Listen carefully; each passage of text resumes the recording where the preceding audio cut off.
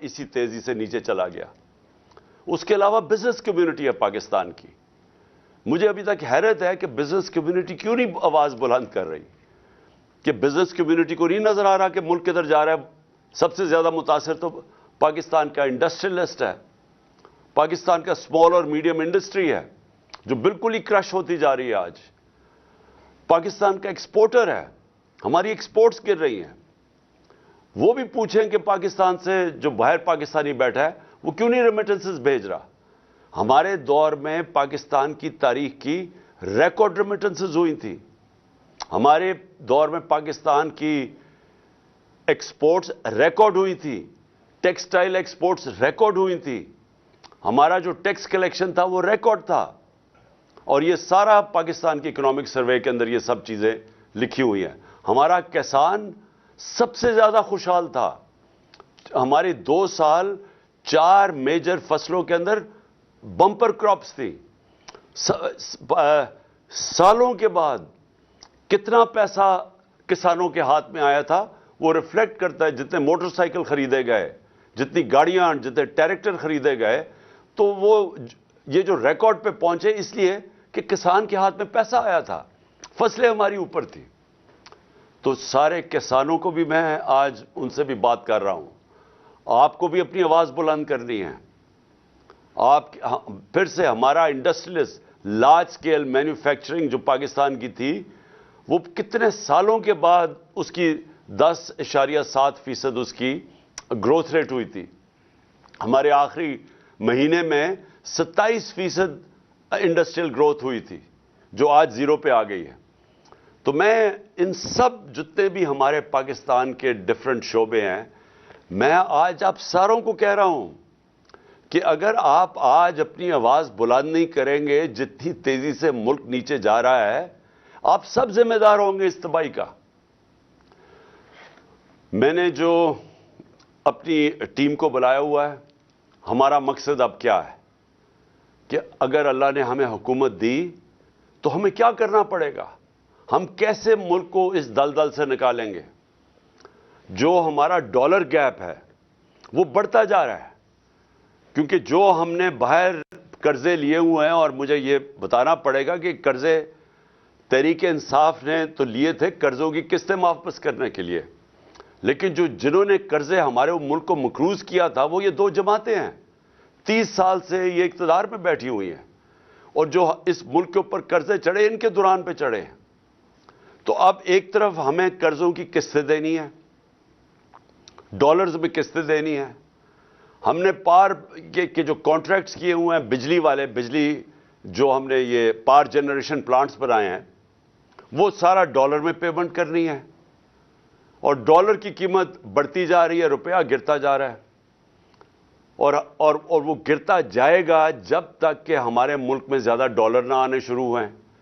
تو جب ریمیٹنس بھی گر رہی ہیں, اور ریمیٹنس اس لیے گر رہی ہیں کہ جو آفیشیل ریٹ ہے ڈالر کا اور جو مارکیٹ ریٹ ہے اس میں جب اتنا زیادہ فرق آ جائے, اور غالباً 10 روپے سے زیادہ فرق آ گیا, تو وہ جو باہر پاکستانی ہیں, جو ہمارے جو ورکرز ہیں, جو لیبر, وہ پھر ہنڈی کو استعمال کرے گی.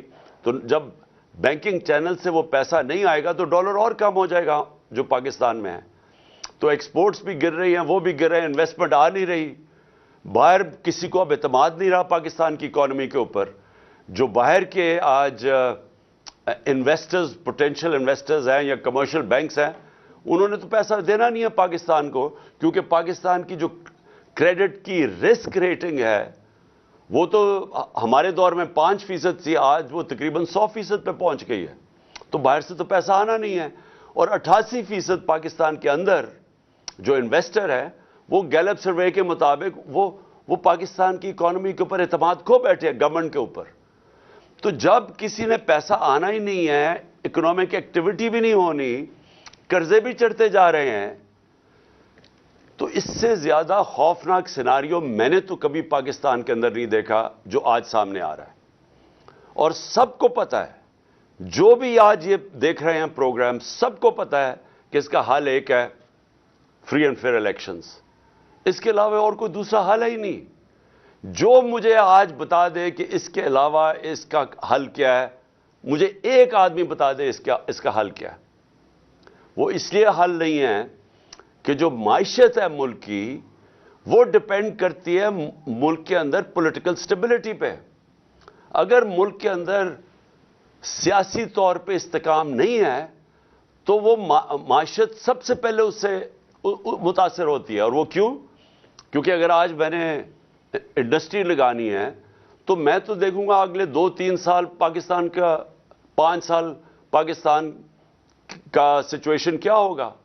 تو اگر مجھے یہی نہیں پتا کہ اگلے 3-4 مہینے، 5 مہینے میں پاکستان کا سچویشن کیا ہوگا، کون گورنمنٹ آئے گی، کیا حالات ہوں گے، تو میں تو آج اپنا پیسہ نہیں لگانے لگا پاکستان میں، بلکہ مجھے اگر یہ بھی خوف ہے کہ میرا روپیہ بھی گرتا جا رہا ہے تو میں تو ڈالر خریدوں گا، میں تو یہ سونا خریدنا شروع کروں گا جو آج نظر آ رہا ہے۔ تو اس لیے میں سارے جتنے بھی لوگ یہ پروگرام دیکھ رہے ہیں، میں اب سب کو یہ پھر سے کہنا چاہتا ہوں کہ اگر آپ آج الیکشن کے لیے اپنی آواز بلند نہیں کریں گے تو آپ پھر بغیر سوچے آپ اصل میں اس پاکستان کو سیناریو میں دھکیل رہے ہوں گے کہ جدھر آگے اور معیشت نیچے جانے لگی ہے۔ ایک آدمی بتا دے اس کا حل کیا ہے۔ وہ اس لیے حل نہیں ہے کہ جو معیشت ہے ملک کی، وہ ڈپینڈ کرتی ہے ملک کے اندر پولیٹیکل سٹیبلٹی پہ۔ اگر ملک کے اندر سیاسی طور پہ استحکام نہیں ہے تو وہ معیشت سب سے پہلے اس سے متاثر ہوتی ہے۔ اور وہ کیوں؟ کیونکہ اگر آج میں نے انڈسٹری لگانی ہے تو میں تو دیکھوں گا اگلے 2-3 سال پاکستان کا، 5 سال پاکستان کا سچویشن کیا ہوگا۔ تو اگر مجھے یہی نہیں پتا کہ اگلے 3-4 مہینے، 5 مہینے میں پاکستان کا سچویشن کیا ہوگا، کون گورنمنٹ آئے گی، کیا حالات ہوں گے، تو میں تو آج اپنا پیسہ نہیں لگانے لگا پاکستان میں، بلکہ مجھے اگر یہ بھی خوف ہے کہ میرا روپیہ بھی گرتا جا رہا ہے تو میں تو ڈالر خریدوں گا، میں تو یہ سونا خریدنا شروع کروں گا جو آج نظر آ رہا ہے۔ تو اس لیے میں سارے جتنے بھی لوگ یہ پروگرام دیکھ رہے ہیں، میں اب سب کو یہ پھر سے کہنا چاہتا ہوں کہ اگر آپ آج الیکشن کے لیے اپنی آواز بلند نہیں کریں گے تو آپ پھر بغیر سوچے آپ اصل میں اس پاکستان کو سیناریو میں دھکیل رہے ہوں گے کہ جدھر آگے اور معیشت نیچے جانے لگی ہے۔